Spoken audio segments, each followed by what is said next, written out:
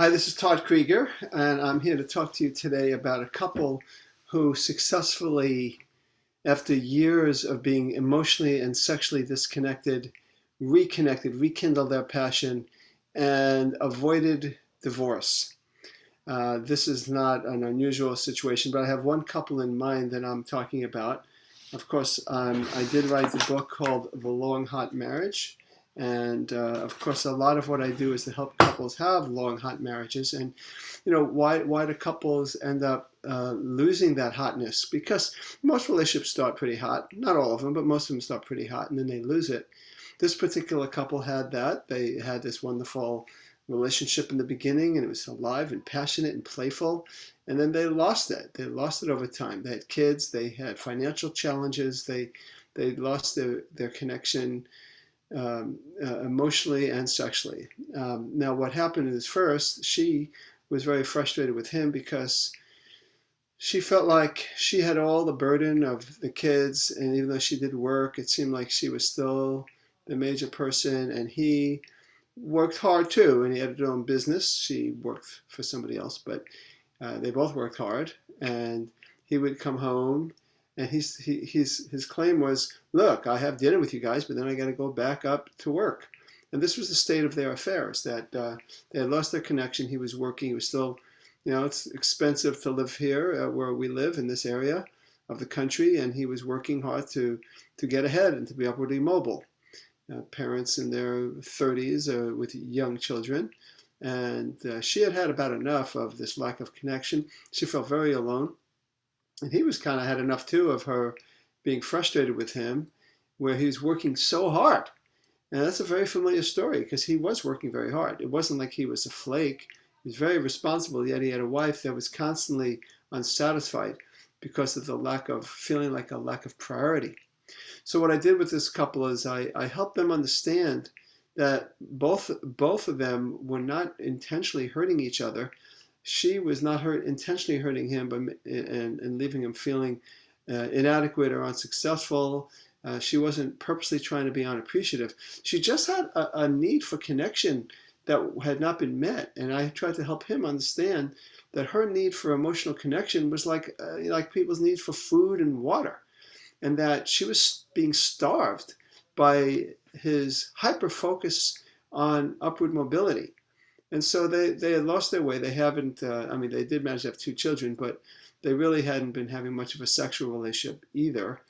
And so what we did is we helped them first understand each other. They did a really good job of learning how to communicate in ways where they both heard each other.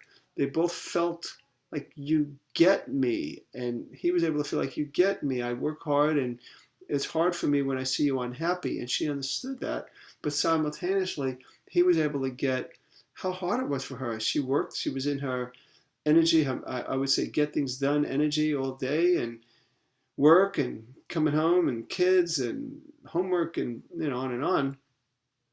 Even with young children, there were still things to do at night, and he was working, and he was able to get that she felt isolated, alone, and malnourished in a sense. And so once they understood each other communication wise, we worked at them beginning to change their lifestyle. And you know what? That you don't have to change it that much, but you got to change it enough. And they created rituals of of time where they slow down together every single day. And they found ways to do that, even with the two little kids. And I've worked with so many parents of young children that when they put their mind to it, they can make it work. Sometimes without assistance, sometimes with assistance. But the bottom line is they will do anything. And that's my job, is to help them get motivated to do anything so that they could have the most viable, long, passionate relationship they can, which gives the children the best chance to have a family that is intact and healthy. And so they created those times where they could slow down together. And he started to learn about the importance of romance.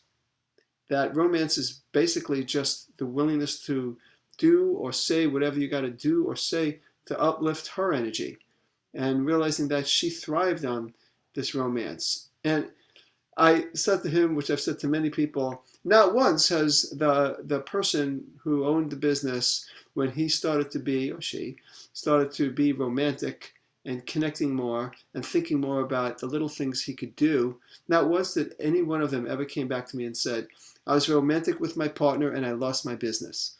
Never once. There is a way to have to be successful financially and in business and still have a very alive relationship. So this couple did that. They did a really good job through not that long of being able to do what they had to do to divorce-proof their marriage. Concepts that I talk about in my therapy sessions, concepts I talk about in my program, Divorce Proof Your Marriage. It's all doable.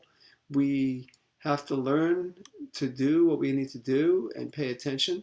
They communicated better. They set time aside. It was doable. And it's amazing the effect it has. Ultimately, sexually, they also were able to have a viable sexual relationship. It was one where they slowed down enough and they tuned into each other and they made it a priority and they recaptured some of that passion. So it's all good. It's all doable. And you know, I've done this in my own marriage as well. I've been married 37 years and it's very doable. So if I could do it, just about everybody else could do it. So like this couple, I wish you well. This is Todd Creager, making the world safe for love.